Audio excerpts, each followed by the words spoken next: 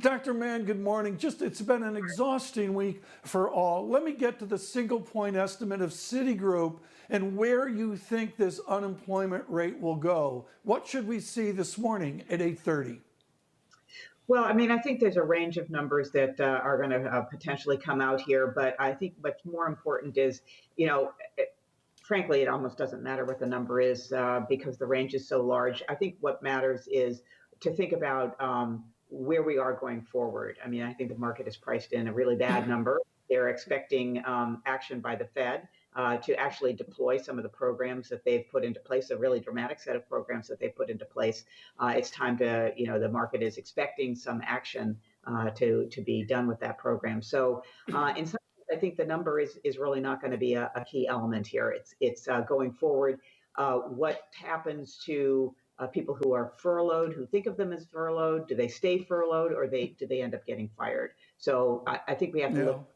look beyond the number that everybody knows is going to be the greatest since Right. the Great Depression. Catherine Mann, economics, Dr. Mann, out of Brandeis, at OECD, and now at Citigroup, has always been a courageous economics. I hear that from Geeta Gopinath at the IMF, who's making real clear more is needed. Do you agree with Dr. Gopinath that there's been an undermeasurement of the fiscal impulse that's needed and we need more now? So I think we have to distinguish between what's been done in a lot of countries that represents filling the hole. In other words, we have an extended period of time here when there's no economic activity, people are not earning income, there's no revenue on business side simply because of the shutdowns. So what we have so far is to fill that hole.